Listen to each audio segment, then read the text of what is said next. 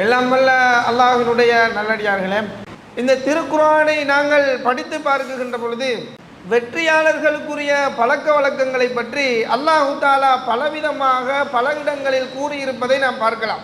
அதே போன்று இறைவன் ஒரு வசனத்தில் கூறுகின்ற பொழுது வமை யூக ஷுஹ நஃப்ஸிஹி, எந்த ஒரு மனிதன் தன்னுடைய கஞ்சத்தனத்திலிருந்து தன்னை பாதுகாத்துக் கொள்கிறானோ, அல்லாஹ்வினுடைய பாதையில் நான் செலவிட வேண்டும் என்ற அந்த எண்ணத்தை அவன் அதிகரித்துக் கொள்கிறானோ, இந்த கஞ்சத்தனத்தை விட்டு நான் பாதுகாப்பு பெற வேண்டும் என்ற ஒரு எண்ணத்தோடு தன்னை மேம்படுத்திக் கொள்கிறானோ, ஃபஉலாயிக ஹுமுல் முஃப்லிஹூன், அவர்கள்தான் வெற்றியாளர்கள், அவர்கள்தான் இந்த உலகத்திலும் நாளை மறுமையிலும் வெற்றி பெறக்கூடியவர்கள் என்று இறைவன் கூறுவதை பார்க்கலாம்.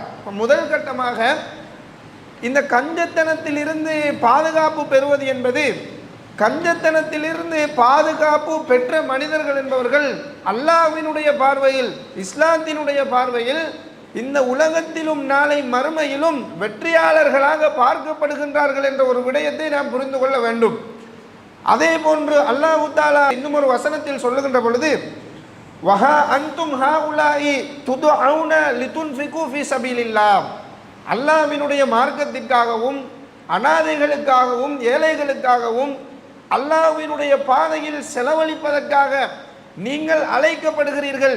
அல்லாஹ் தஆலா தெளிவாக கூறக்கூடிய ஒரு விடயம், அல்லாஹ்வினுடைய பாதையில் செலவழிப்பதற்காக நீங்கள் அழைக்கப்படுகிறீர்கள். அனாதைகளுக்காக, ஏழைகளுக்காக, கஷ்டப்பட்டவர்களுக்காக, தேவையுடையவர்களுக்காக உதவி செய்வதற்காக நீங்கள் அழைக்கப்படுகிறீர்கள். ஆனால் உங்களில் சிலர் ஃபமின்கும் மையபுகல், சிலர் கஞ்சத்தனம் பார்க்குகிறார்கள். தன்னுடைய செல்வத்திலிருந்து நான் தர்மம் செய்து விட்டால், தன்னுடைய செல்வத்திலிருந்து நான் சதக்கா செய்து விட்டால் என்னுடைய சொத்து செல்வங்கள் குறைந்துவிடும் என்ற நோக்கத்தில் அந்த உதவி செய்வதிலிருந்து கஞ்சத்தனம் படுகிறார்கள், கர்மித்தனம் படுகிறார்கள்.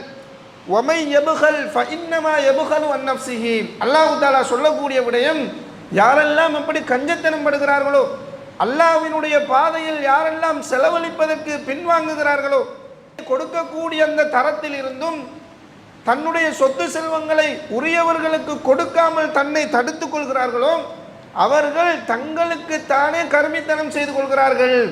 அவர்கள் கர்மித்தனம் செய்வதன் மூலமாக, அவர்கள் சதக்கா செய்யாமல் இருப்பதன் மூலமாக அல்லாஹ்வுக்கு எந்த ஒரு நஷ்டமும் ஏற்பட போவதில்லை.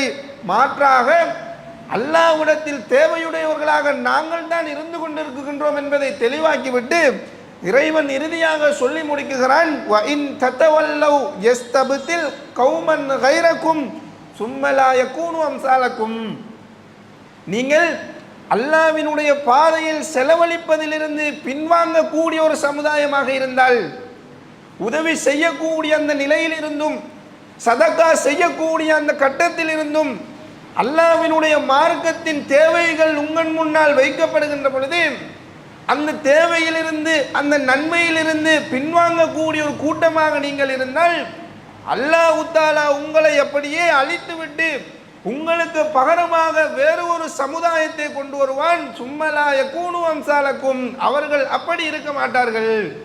அல்லாஹ் தஆலா ஒரு சமுதாயத்தை அழிக்கக்கூடிய அளவுக்கு மிகப்பெரிய ஒரு பாவமாக இந்த பாவம் காணப்படுகின்றது என்று சொன்னால், இதில் கவனமாக இருக்க வேண்டிய தேவை இருக்குகின்றதா இல்லையா? இன்று வசதி படைத்தவர்கள், சதக்கா செய்யக்கூடியவர்கள், தான தர்மம் செய்யக்கூடிய அந்த நிலையில் இருக்கக்கூடியவர்கள் எல்லாம் தங்களுடைய சொத்து செல்வங்களை வளர்த்து கொண்டே செல்ல வேண்டும் என்ற ஒற்றை நோக்கோடு அவர்களுடைய வாழ்க்கையை முன்னெடுத்து சென்றார்கள் என்று சொன்னால், இந்த பாவத்திற்கு, அல்லாஹ்வினுடைய சாபத்திற்கு உரியவர்களாக அவர்கள் மாறிவிடுவார்கள் என்பதில் எந்த ஒரு சந்தேகமும் கிடையாது.